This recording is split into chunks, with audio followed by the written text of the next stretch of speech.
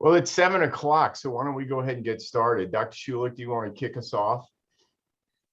Other than to say thank you very much, Dr. Cooper, for joining us. I'm sorry that you couldn't come in person, and we were not able to tour you around, but it is great to have you virtually. And I want to congratulate Dr. McIntyre for holding the Schultz chair. And I'm going to turn it over to him since this is the Schultz lectureship. Thank you. Thanks, Dr. Schulich. So for background, this is the 14th annual Schultz lectureship. And John Schultz was a graduate of the University of Colorado. He finished in 1951, earning a degree in economics and political science before he went to the CU Law School, graduating there in 1953. He spent his career practicing in oil and gas and doing title law for about 40 years.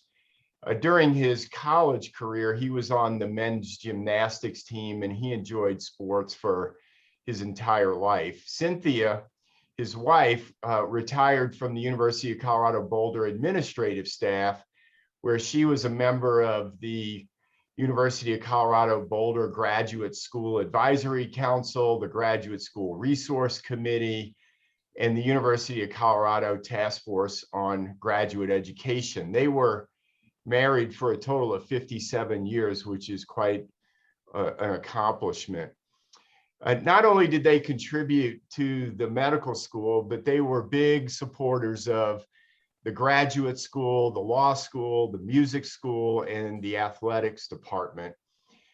They created a loan repayment assistant program for the CU Law School, which helps alleviate debt on the part of the students there.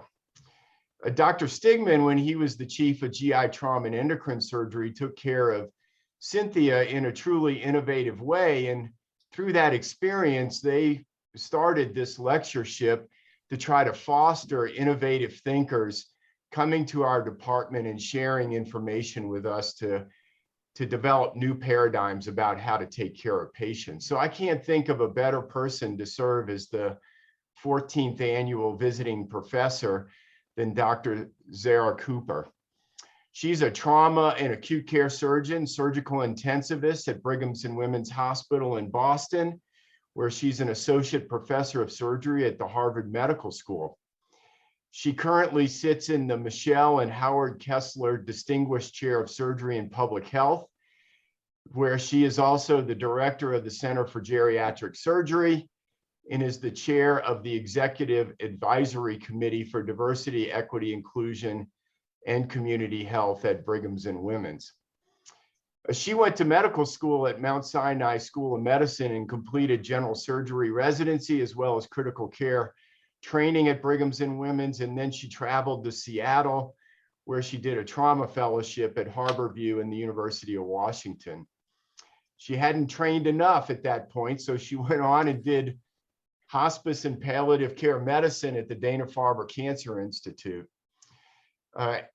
As you might imagine, her research focus is currently on improving palliative and geriatric care for the seriously injured and ill surgical patients. Her CV lists well over 225 peer review and other published manuscripts, book chapters, and lectures and abstracts. You name it, she's done it. She's funded through the National Institutes of Aging, the American Federation for Aging Research, the National Palliative Care Research Center, and the Department of Defense. And for all you people submitting manuscripts, she's on the editorial board of the Journal of Trauma and is associate editor of the Annals of Surgery. So welcome, Dr. Cooper. I'm looking forward to your presentation. Well, thank you so much. I'm really honored to be here. I'm very disappointed that I couldn't do it in person. You know, the University of Colorado has a wonderful tradition of innovation in trauma, critical care, geriatrics, and palliative care. And so very selfishly, I was looking forward to a visit so that I could learn from you all. So I look forward to the opportunity in the future. And I'm also very honored to Mr. and Mrs. Schultz for this lectureship and this opportunity. I think it's really important to have opportunities like this for opportunities to increase collaboration and share ideas. So I thank them for understanding and respecting innovation and the academic nature of the work that we do. I'm going to start sharing my screen, and I look forward to a robust discussion at the end. So I'm still, as I mentioned, still trying to get used to Zoom, even so far into the pandemic. So hopefully. Can you see my slides? Not yet. Not yet. Okay, hold on 1 second. Let's see.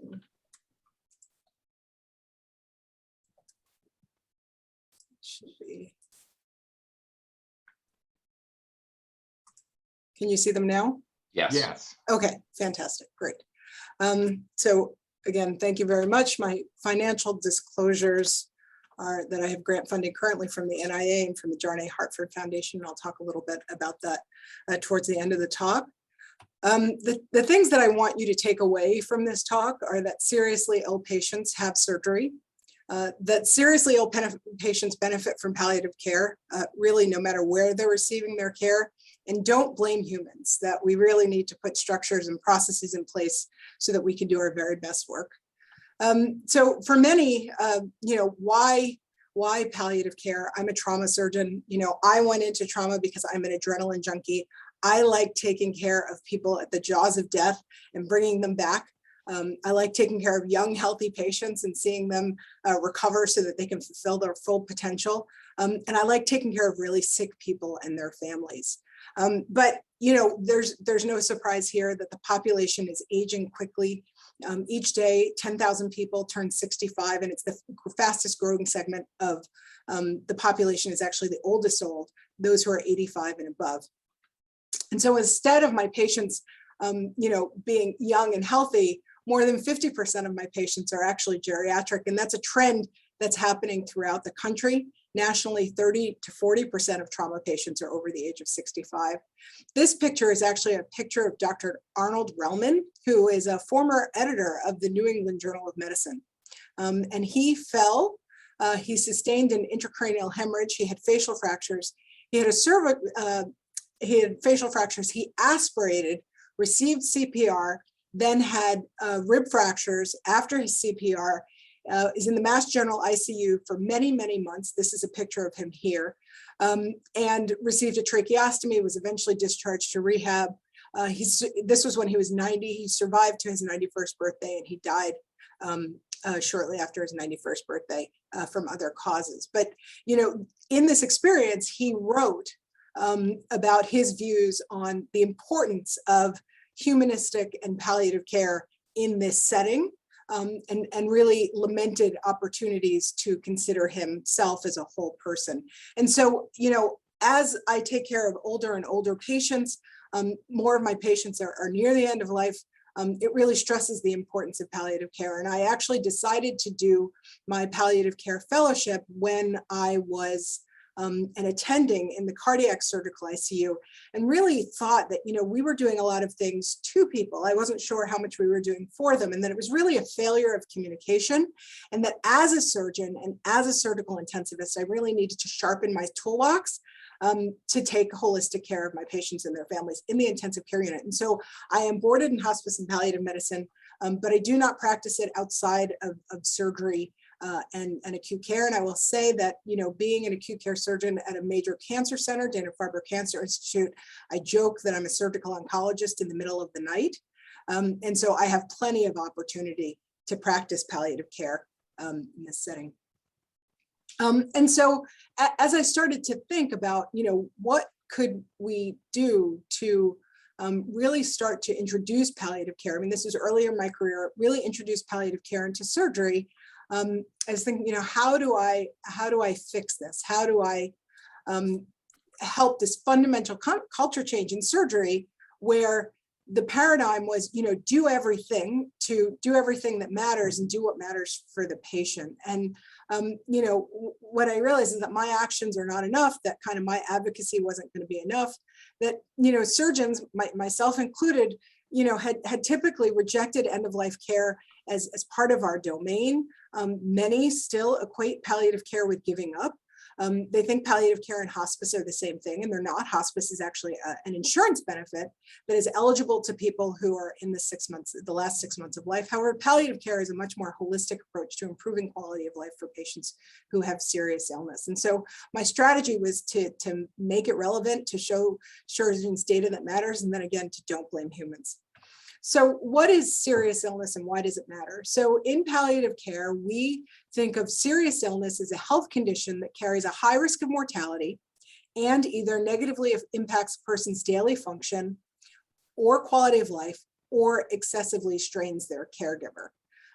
And so if you think of many of the ailments and illnesses that we treat in surgery, so many actually fall into this category, and that so many of our patients, even if their surgical disease may not fall into this category, other diseases that they have fall into this category. Palliative care focuses on the symptoms and stress of the disease and the treatment, and it treats a wide range of issues that can include pain, depression, anxiety, fatigue, shortness of breath, constipation. And we do this by helping patients tolerate their medical treatments and helping them match their goals to their treatment choices, and looking at the patient and the family as one care system. So the patient and the family are both equally important. And so what are the benefits for patients? They have a better understanding of their disease, better understanding of their prognosis, fewer symptoms, better overall quality of life, less distressed, psychological and spiritual distress. And in some cases, it's been shown that palliative care is associated with improved survival. What are the benefits for surgeons? And forgive this typo: understanding our patients' priorities, less decisional regret, less conflict between ourselves and our patients and the care team, better patient selection, and better personal connections with our patients. And I think that this is critically important as we consider burnout, and the importance of burnout in really undermining our ability to do our jobs well.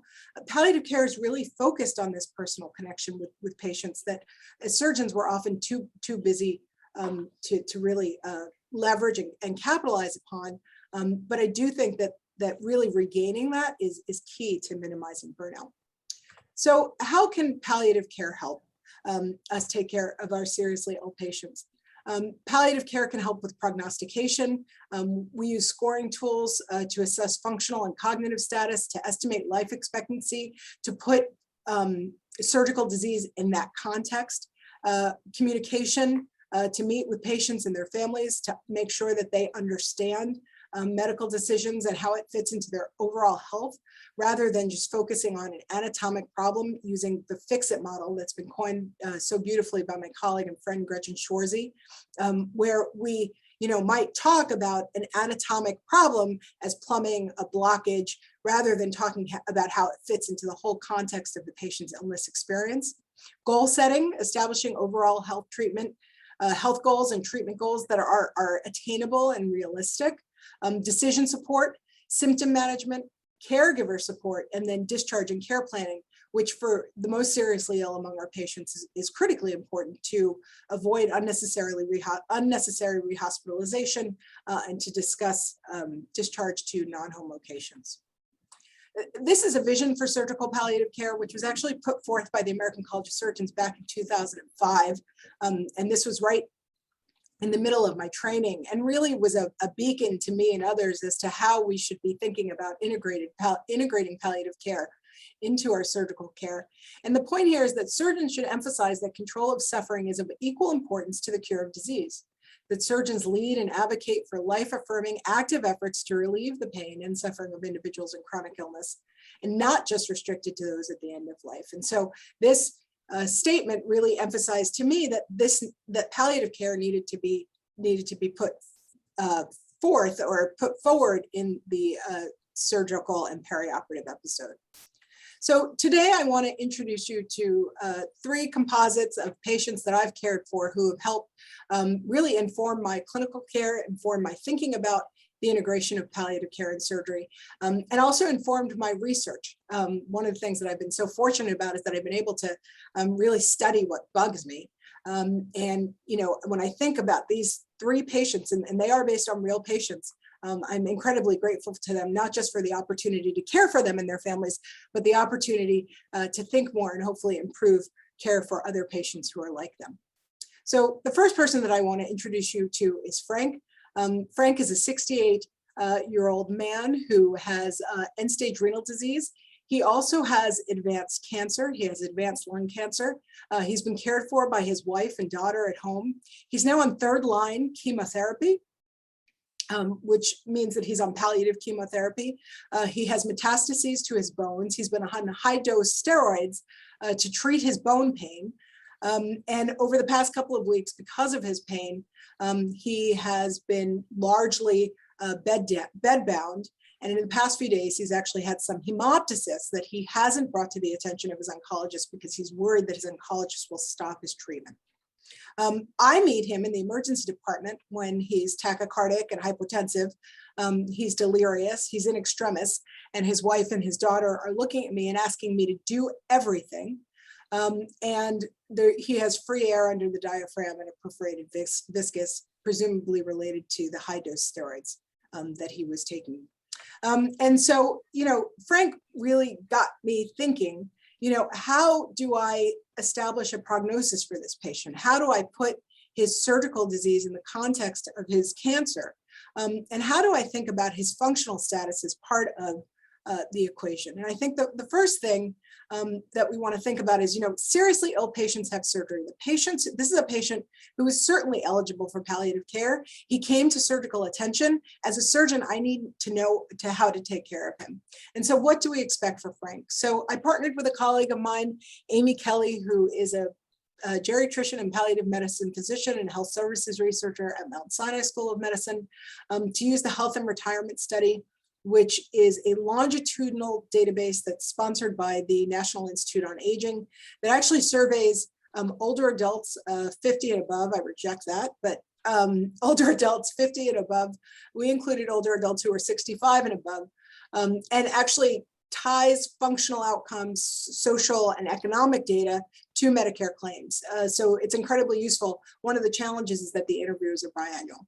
Anyway, so what we did was we looked at a cohort of patients who had undergone emergent laparotomy, and we identified about 411 patients, and we used a composite diagnosis that's established in the palliative care literature to identify patients who have what we call high illness burden, or patients who are seriously ill and would presumably benefit from palliative care.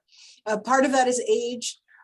And part of the definition is any functional dependence, use of helpers, dementia, Charlson score that's 2 or more, high healthcare use in the year before presentation, and then a Lee index of greater than 14. The Lee index is actually a prognostic score for community dwelling elders, and a score of greater than 14 signifies a life expectancy of 4 years or less.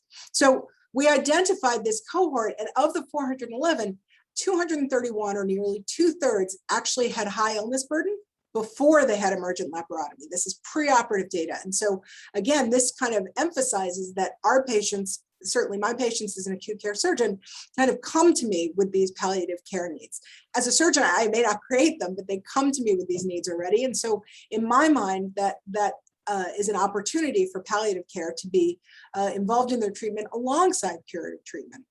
Not surprisingly, when we look at their survival and we look at patients who have low illness burden in the blue line, high illness burden in the red line, we look at percent survival on the y-axis and time in days on the x-axis, we can see here that patients with high illness burden have significantly less survival than patients with low illness burden and compared to the overall sample. I should note that of patients with high illness burden, about 50% of them, nearly 50% of them are dead at about 6 months. And that while the highest amount of mortality is experienced in the first 30 days, there's a significant amount of mortality that's experienced between 30 and 180 days. Again, signifying that these are patients who had surgery, but there's a 50-50 chance that they will die within 6 months and therefore may be eligible for hospice and palliative care. So one of the things that I wanted to understand was, how do my colleagues think about this? How are we informing patients and their families when they come to the emergency department. And so we asked a national sample of 24 acute care surgeons at varying stages of their career what they thought. We gave them the same vignette of Frank, and we asked them what they thought the probability of death would be within 72 hours without an operation. And I want to impress upon you that, the vast majority thought that Frank's had over a 50% probability of death without an operation. And then we asked, what do you think is the probability of death with an operation? And here on the y-axis, you can see that it's broken down into days, weeks, months, 6 to 12 months and 1 year. And that for the most part, our respondents thought that Frank was likely to survive less than 6 months, even with surgery. So again, this signifies to me that many of my colleagues think that this is a patient who might be eligible for hospice, even with surgery. And the other thing that I want to point out is that these estimates are really, particularly on the prior slide, are really kind of all over the place. And so if you think about it, when you're a patient or a family member, the information that you receive really depends on who's on call. And so with that level of uncertainty, our colleagues and experts in shared decision-making would tell us that these decisions become even more value-laden, and it becomes even more important to understand patients' and families' goals and priorities in identifying the treatment course. The next person that I want to introduce you to is Elaine. Elaine is a 72-year-old retired school teacher who has ovarian cancer. She, about 5 years ago, had a debulking procedure and has been having surveillance CTs every 6 months. She's been receiving chemotherapy. She has had pretty clean CTs, except for about 6 months ago, it was noted that she had a recurrence of her intraperitoneal disease, and she had what looked to be a partial small bowel obstruction. 3 months later, she had another CT. That bowel obstruction seemed to be getting a bit worse, but it wasn't causing her any symptoms. I meet her 3 months later. She's in the emergency department. She's vomiting. She's dehydrated. She's tachycardic. And the question is, what kind of treatment can I provide that's going to give Elaine the most relief and extend her life? One thing that I want to emphasize is that at least in our center, many of these patients with malignant bowel obstruction are admitted to the oncology service. But after we did a chart review, we noted that 98% of them are actually evaluated by a surgeon. And so that stresses the importance that we have in decision-making and how our decisions can inform their treatment going forward. And so my team and I looked at SEER Medicare, which is a cancer registry, again, linked to Medicare data. And we wanted to figure out when a patient came to our attention with their first episode of malignant bowel obstruction, we wanted to figure out what was their overall survival, and were any of these decisions that are made during that first admission associated with end-of-life care. And so we did sort of a comparative effectiveness study where we included in our cohort patients who had pancreatic or ovarian cancer, were at stage 4, which we could identify through SEER Medicare, and were over the age of 65, had an admission for malignant bowel obstruction. They either had surgery, a venting G-tube, or medical management. And then our outcomes included hospice enrollment, ICU care in the last 30 days of life, and death in an acute care hospital. And we only looked at decedents. So all patients died, but we wanted to make sure that we did a look back study. I'm sorry. And what we found was that in this cohort, the median age was 76 years, that 89% of them were female, which was due to the high prevalence of ovarian cancer, and 86% of them were white. Again, if you look at the Kaplan-Meier survival curves here, not surprisingly, there was better survival in surgical patients. We identified almost 3,300 patients. 61% of them received medical treatment, 27% of them received surgical treatment, 12% of them had a gastrostomy or feeding tube. I think what I take away from this is if you look in the solid line is surgery, better survival. Venting gastrostomy is the dotted line, the dashed line, I should say, at the bottom. And you can see that there's lower survival. But even among both groups, the overall median survival was 76 days, which I was very surprised by. So from first diagnosis of malignant bowel obstruction, the median survival was 76 days. And so again, you know, surgeons are part of the healthcare team making decisions, treatment decisions for 98% of these patients who are near the end of life. Whether we recognize it or not, many of them are near the end of life. So again, impressing upon me the importance of thinking about palliative care, hospice, symptom relief, etc. What we found was that end-of-life care differs by treatment. We compared patients who had surgery, venting gastrostomy, or medical care, and we looked at these end-of-life outcomes.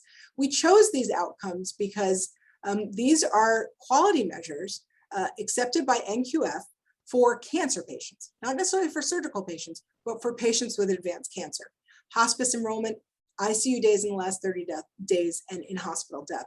And what we found was that patients who had surgery were less likely to be enrolled in hospice, were more likely to be in the intensive care unit, whereas patients with venting gastrostomy were more likely to be enrolled in hospice and less likely to be in the ICU and less likely to have hospital death.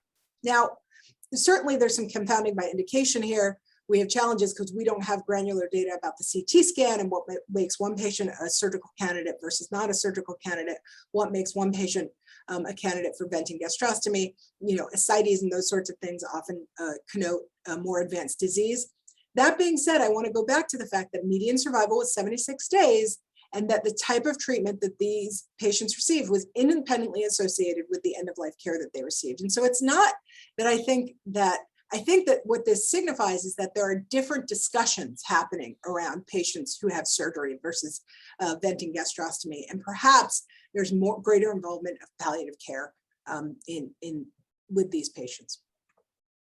So one thing that I want to impress upon you is that seriously ill patients, no matter where they land, really are found to benefit from palliative care. And I'll introduce you to the third patient, who is Gloria. So Gloria is an 85-year-old woman who is mostly Spanish speaking. She's fiercely independent. She lives with her boyfriend and she was cooking him dinner and she fell and hit her chin on the counter, on her kitchen counter. Unfortunately, Gloria had known high cervical stenosis, but refused surgery because she didn't like doctors, she didn't like hospitals, and came to our attention because she was now paralyzed from this spinal cord injury. She came to the trauma bay, she was intubated, she was evaluated by our spine team who noted that she had an unstable spine fracture. She was taken to the operating room within 12 hours. She received outstanding ICU care. And at about post-op day number 3, there was an attempt made to extubate her. She was about a C4, C5. She failed, not surprisingly. And the next step was determined to be tracheostomy. So the surgical intern called her daughter, who was in Colorado, actually, and said, you know, we want to send your mother to rehab. In order to do that, she needs a tracheostomy and a feeding tube. She received the tracheostomy, received the feeding tube, unfortunately developed some lower extremity swelling and had a DVT while she was under our care. She started anticoagulation and was then discharged to rehab.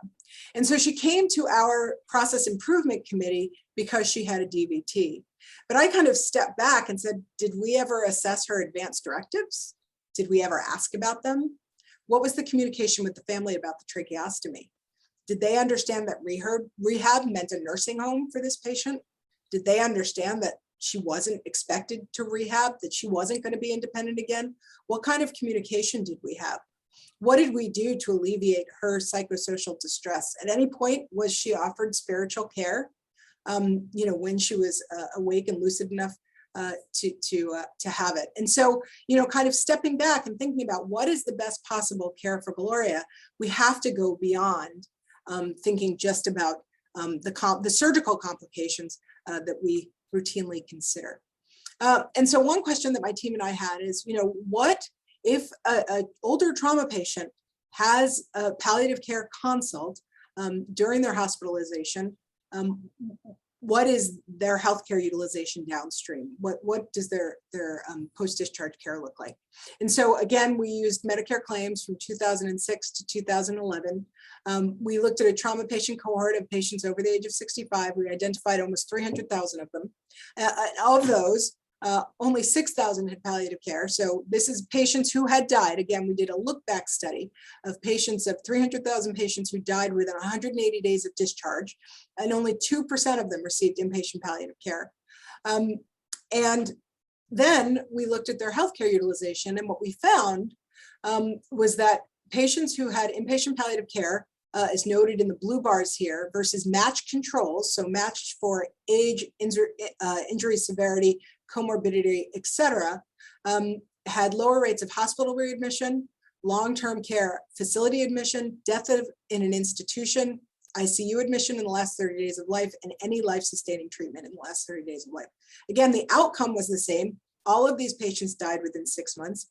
Only 2% of them received palliative care or had a claim for palliative care while they were in the hospital. And yet there was a significant difference in healthcare utilization. So is there an opportunity here to improve quality of death and to reduce unwanted healthcare utilization in the last 6 months of life? Additionally, we conducted a systematic review looking at palliative care interventions for surgical patients. We did this back in 2016.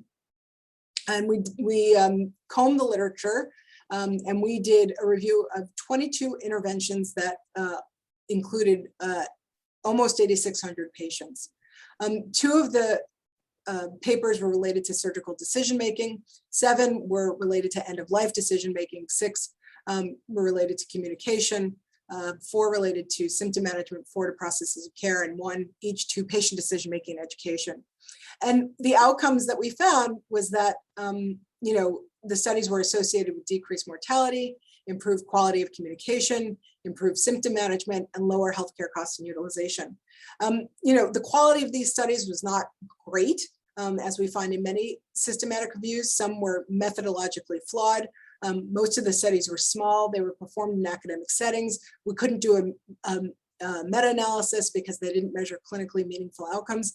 Nonetheless, given the data that we have, there is a signal that palliative care improves outcomes, measured outcomes for surgical patients.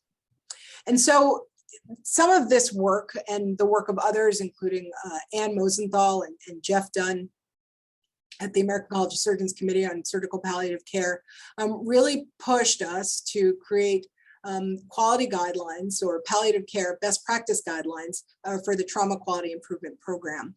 And the purpose here was to really think about how we can inform palliative care for critically and seriously ill trauma patients. This includes the entire spectrum of trauma, from injury to post-acute care, and also includes guidelines for pediatric and geriatric patients as well. And so it's a very comprehensive look about how palliative care can be applied in trauma. The hope, of course, is that this is a signal that these guidelines will eventually be codified in the Optimal Resources Guide, which is kind of the holy grail for trauma and is part of the ACS trauma verification. And so we're looking towards integrating more palliative care and geriatrics into the next versions of that. But my team took it as an opportunity to say, okay, it's great that we put these guidelines together, and hopefully we'll be able to put them into our quality programs, but how are we going to measure that, right?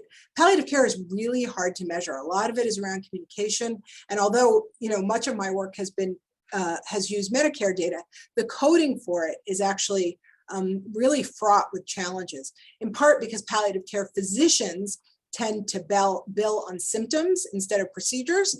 And so they don't necessarily bill for palliative care, they bill for nausea. At the same time, surgeons and other clinicians who may do palliative care, primary palliative care, aren't necessarily billing for that time accurately. And so we collaborated with a team who uses artificial intelligence and natural language processing at MIT to really dig deep into electronic health records and try to identify palliative care delivery for trauma patients according to the TQIP best practice guidelines and see what we could identify. So using natural language processing, we use the trauma registries at Brigham and Women's Hospital and Massachusetts General Hospital. And we included patients who were over the age of 18. They were admitted to the trauma service. They had an injury severity score of 9 or higher, so moderate to severe severity, and they were excluded if they didn't meet that criteria or had missing data. And what we found here was that, and what I should say is that our methods for identifying palliative care, we compared administrative coding to these palliative care process measures, including goals of care discussions, clarifying code status, consideration for a palliative care consult, and hospice assessment. We used key phrases in natural language processing, like goals of care, life-sustaining treatment, pal care, hospice, which we validated with the gold standard of manual chart review to identify palliative care delivery for all these patients. We had 28 encounters, and there were almost 85,000 notes that we went through using natural language processing. Our cohort, not surprising to me anyway, at both hospitals, the majority of the patients were over the age of 65. Most of them were male, most of them were white, significant amounts of comorbidity, most were blunt trauma, and also significant levels of severe and injury and head trauma. This is a sick cohort. When we looked at natural language processing, what we found was that using natural language processing, approximately 30% had evidence of some palliative care delivery. Most of that was around code status clarification. And when we compare that to administrative coding, in administrative coding, only 7% had any evidence of palliative care delivery. And so again, this gives us an opportunity to use artificial intelligence and NLP to really dig deep and to identify how palliative care is being delivered. And one of the things that was really interesting that came of this is that we also could identify who was delivering it. So we compared, we looked at nurses, we looked at surgeons, intensivists, other consultants, palliative care, medicine or neurology. And what we found was that for the patients who were admitted to the trauma service, the surgeons were actually delivering most of the palliative care. Any palliative care, 60% of them were with the surgeon. So again, opportunities for improvement, but this I found very promising in thinking about how we're doing this important work with our patients on a very primary basis. So I want to go to my third point, which is don't blame humans. And the reason why I say that, and this was actually something that was impressed upon me while I was taking an implementation science course, thinking about how to evaluate structures and processes of care. And I think, you know, we all want to do the right thing. We all want to take the best, most holistic care of our patients that we can. We want them to thrive, have a high quality of life. We want to take care of patients and families, but often the structures and the processes are not there to support us. And so as much as I may implore my colleagues to include palliative care in their surgical work, it's really hard for us to do. And so part of our team's thinking shifted is how can we make this easier? And so we, in collaboration with the National Palliative Care Research Center and the Cambia Health Foundation, set out to develop quality indicators for surgical palliative care. And we used the American College of Surgeons taxonomy about the perioperative episode, in looking at the preoperative evaluation all the way to post-discharge. And then because we're looking at palliative care, we also included end-of-life care. And you can see here that conceptually, this is illustrated by this figure, which shows that curative and restorative care are provided alongside palliative care until, you know, near death, near the end of life, when palliative care becomes more prominent. We used a modified RAND UCLA approach, and we used Delphi technique to identify this. And so we had to do a very comprehensive systematic review. First, we did an environmental scan of common indicators using multiple quality measures from surgery, intensive care, palliative care, geriatrics, oncology care. And what we found was that the most common indicators were for care of the patient near the end of life, about 31% of them, and then 20% of them were for physical aspects of care. However, very few were related to spiritual or cultural aspects of care, which is important in palliative care. We also had to, as we were thinking about this, come up with a definition for serious illness and surgery. And, you know, at the beginning of the talk, I described the definition of serious illness but thinking about surgery, surgery includes unique physiologic demands that can make serious illness actually dynamic. And we needed to account for that. And also we needed to think about trauma, because palliative care is a medical specialty. And so most of the work in palliative care is related to cancer, COPD, heart failure, and an increasing amount of it is devoted to frailty. But thinking about trauma and acute illness is really new for the field. And so that hadn't really been described. And so we convened this Delphi panel, which included experts in surgery, palliative care, geriatrics, intensive care medicine, anesthesia, quality measurement, and I'm sure I'm forgetting something, but it was a Delphi panel of real leaders in the field. And we came up with this definition of serious illness and surgery based on our systematic review. For example, we included ASA class of 3 or 4. That's not going to be in a medical definition of serious illness. Vulnerable elders, which include patients who are more than 84 years old or more 65 or older with a functional or cognitive disability, stage 3 or 4 cancer, and hospitalization in the prior year. Why is this important? This is important because for palliative care quality measures, they actually consider any patient with stage 3 or 4 cancer. However, we think relevant to surgery, we want those that are the most serious ill, who are using the highest healthcare utilization, who may be the most symptomatic. Thinking about organ failure, oxygen-dependent COPD, hemodialysis are eligible. Any stage of cirrhosis, because we know that cirrhosis is related to adverse outcomes in surgery. Dementia, heart failure with hospitalizations or 2 ED visits in the prior 6 months, nursing home residents, frailty, and then trauma with severe traumatic brain injury or critical injury. And you know, to this audience, I want you to think how many of your patients actually fall into these categories. And I would imagine that at such a quaternary setting like yours, it would be a significant number of them.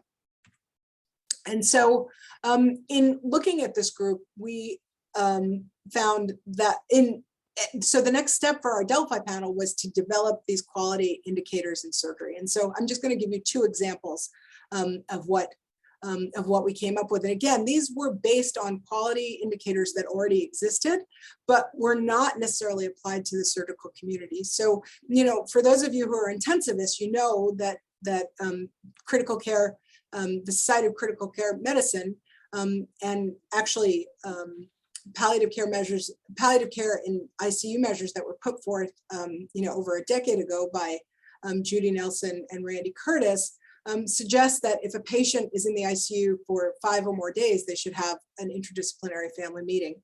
Here we said that if a seriously ill patient experiences a postoperative ICU stay of 5 days or more, then a multidisciplinary family meeting should be conducted to discuss the following things: prognosis, complications, symptoms, functional disability, and potential discharge location. So we adapted quality indicators from other settings and applied them to surgery.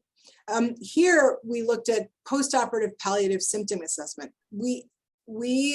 A major shortcoming of the way we assess quality in surgery is that we actually don't look at the intent of surgery. And so one of the challenges is that procedures that are known to be palliative, it's difficult to note them up front.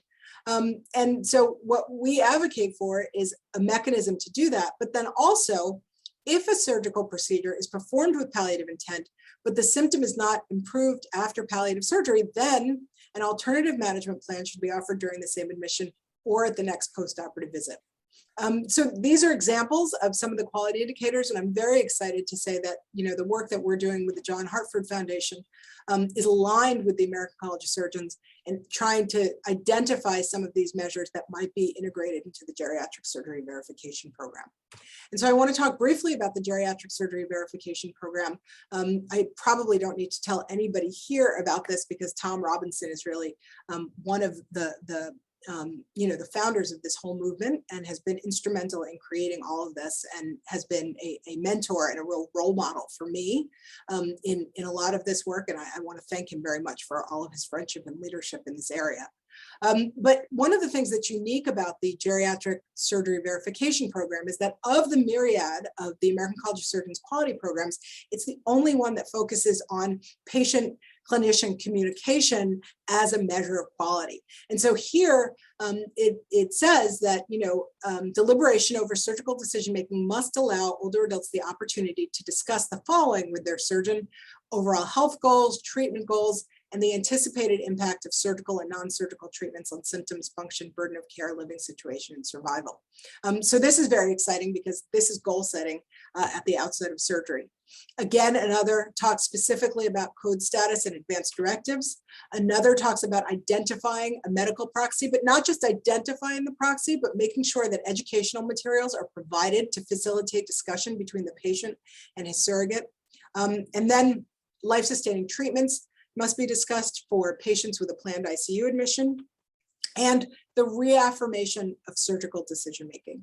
And so this is really exciting, I think, for a host of reasons, but for me, it's incredibly exciting because it really is palliative care, an opportunity for palliative care principles to be integrated into care of surgical patients. And so, my hope is that not only will this continue to improve the quality of care for our patients and their families, but it will also help us understand that this is so integral to surgical care. So in summary, I hope that I have convinced you that seriously ill patients have surgery, that seriously ill patients need palliative and supportive care kind of no matter where they are. So just because they're on the surgical service versus the oncology service doesn't mean that they shouldn't have palliative care consults if they need them. And don't blame humans, that we really need to put these structures in place to help us. And we need to think about it as a really comprehensive approach to surgical care. Finally, I want to thank my team of fellows over the years who have done such tremendous work and are just so brilliant. I'm excited that a number of them are already going on to make a huge mark in this field, and that a number of them have also gone on to do their palliative care fellowship, because I think we do need more surgeons who are trained in this area. And so with that, I want to thank you, Dr. McIntyre, once again for the opportunity to join you. I want to thank Mr. and Mrs. Schultz for this wonderful lectureship, and I'm excited to have this discussion. So I'm going to stop sharing my screen. Thank you so much. That was an incredibly stimulating presentation. For anyone that's on the Zoom webinar that has a question for Dr. Cooper, please type it into the chat and we can read it into the discussion. But since I don't see any up there right now, I'm going to take the privilege of asking you about the problems that I've struggled with over the years. You're a trauma acute care surgeon, so you deal with a lot of emergency general surgery. I'm sure you have some observations about the patient who shows up in the ER with a lot of pre-existing disease in their DNR, and they have an acute surgical problem, and now they want everything done. Right. Can you give us some suggestions on how you deal with that situation? Yeah. I think the first thing is that no one wants to die. I mean, I don't want to say no one, but most people don't want to die.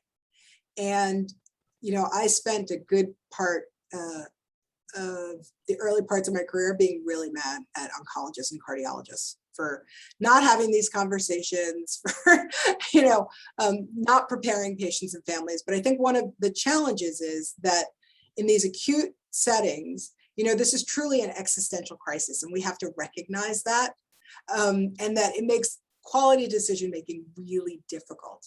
And also that DNR means that if my heart were to stop, if I get so sick that my heart stops, I don't want to be resuscitated. It's different than I want to die.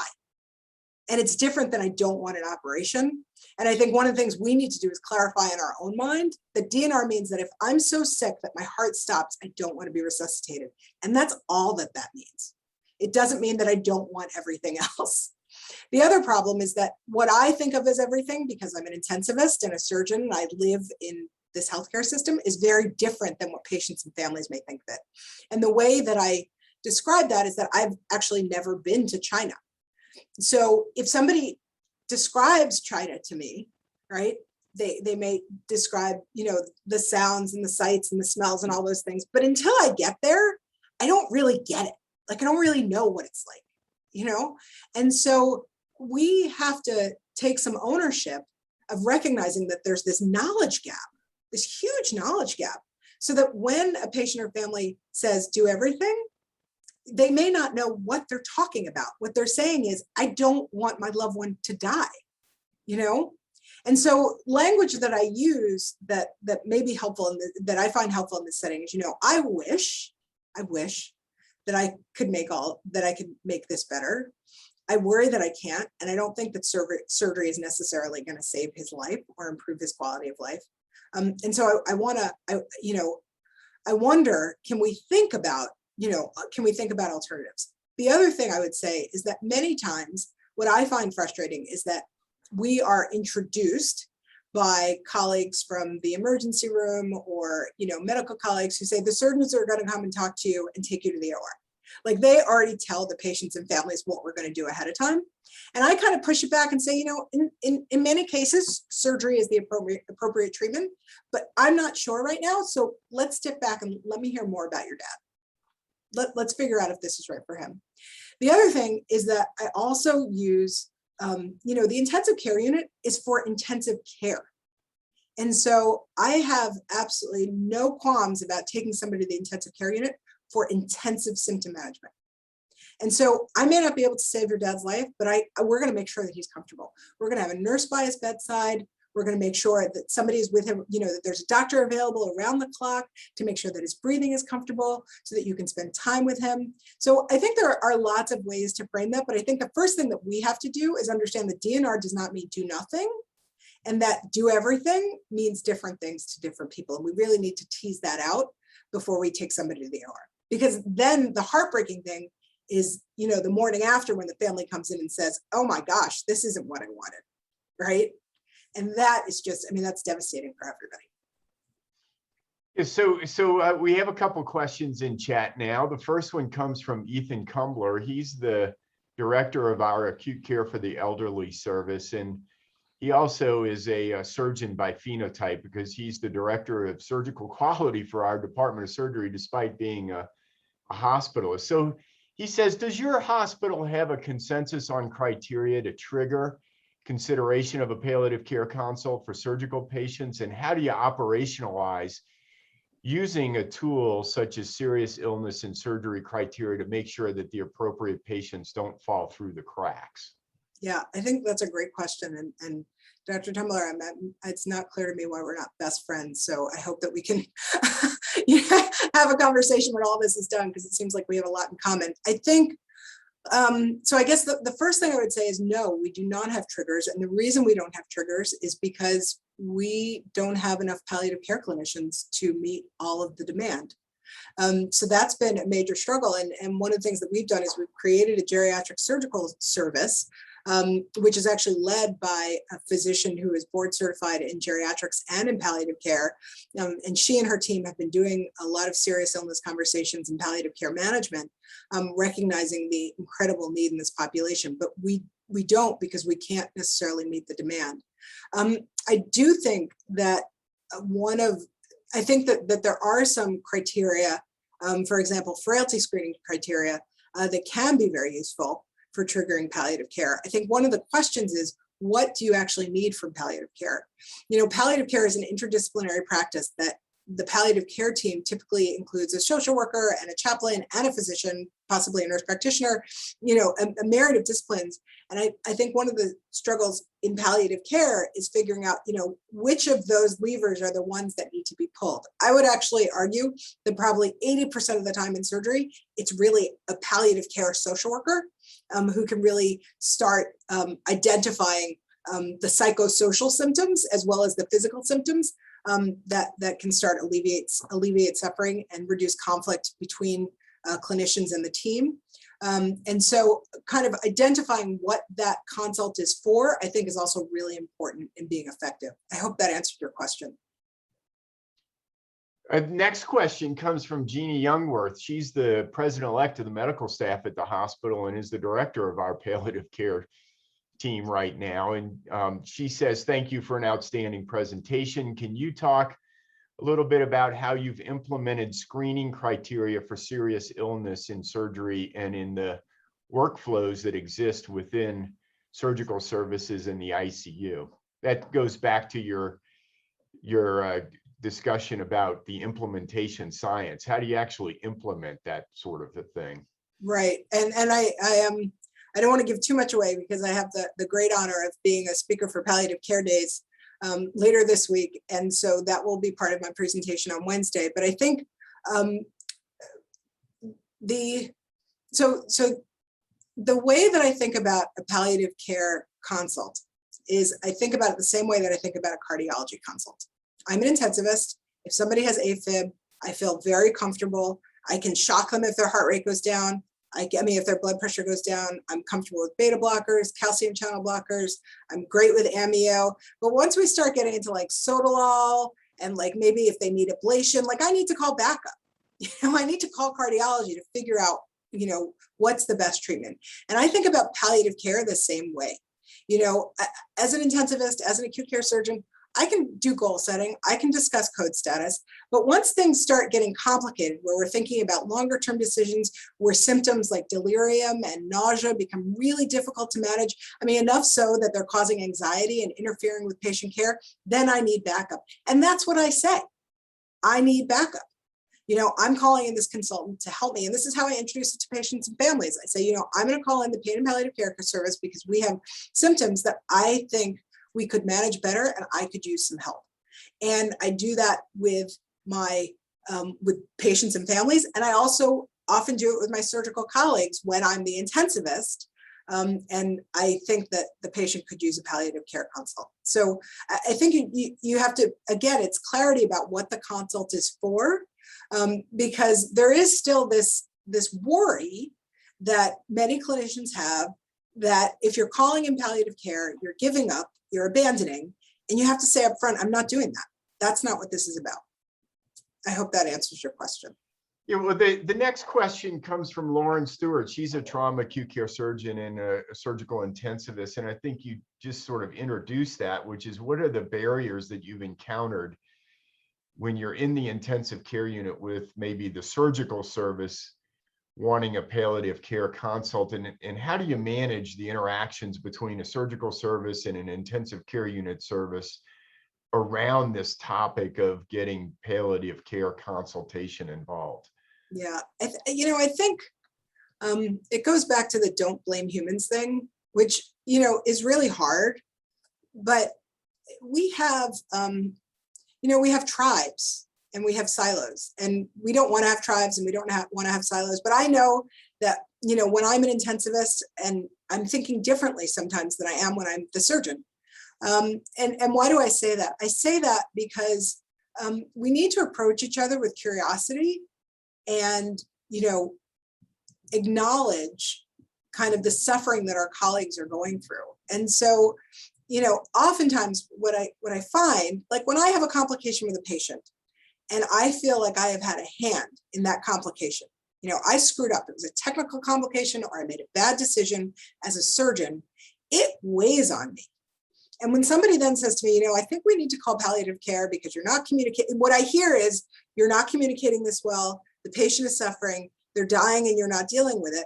I'm only human and I want to shut that off, right? And actually just acknowledging, I'm really sorry this happened. I'm so sorry this is happening to your patient. And these are the reasons why I think it would be worthwhile to get palliative care involved. Rather than, the resident's going to call a consult for palliative care without any explanation, any discussion, any real acknowledgement of the suffering that's happening for everybody. And I do think that that's really important. We have to approach each other with curiosity and just assume that everybody's trying to do the best they can do. And sometimes that really gets lost in the conflict that comes in critical care. Yeah, I think some of what you're saying is that this takes a lot of time. And when surgeons are really busy and they want to make a quick decision and they don't want to take the time, and that's part of the issue.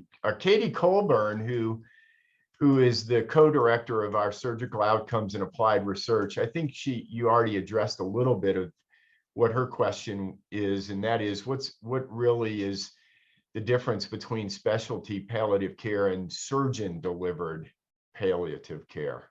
Now you have boards in both, so how do you bridge that gap? Yeah. So there's a wonderful article by Tim Quill and Amy Abernathy in the New England Journal of Medicine.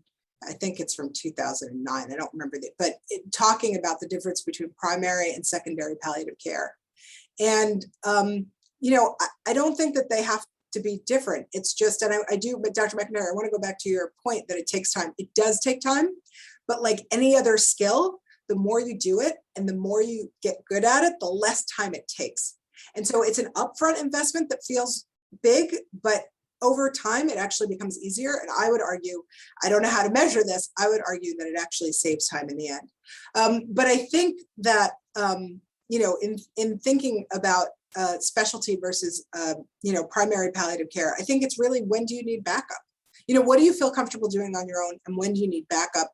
And that's why the partnership between, the palliative care team and the surgical team is often so important. That trust is so important. Thanks very much. It's 8 o'clock, so let's call an end to Grand Rounds. I did want to just make an announcement before we end, which is that Dr. Cooper is going to be participating in palliative care days by the invitation of Dr. Kuttner and Youngworth. And I hope you enjoy all of that over the next few days. I'm really sorry that you couldn't be here in person.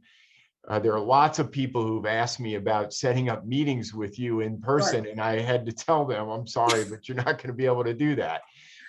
So hopefully sometime in the future, we'll actually have you visit the campus, because we love to show off our campus. That's wonderful. Thank you. Dr. Schulich, you have any final comments? Dr. Cooper, thank you so much. I've not spent enough time in this space early on in my career. And I think only in the last 5 and 10 years have I really embraced this.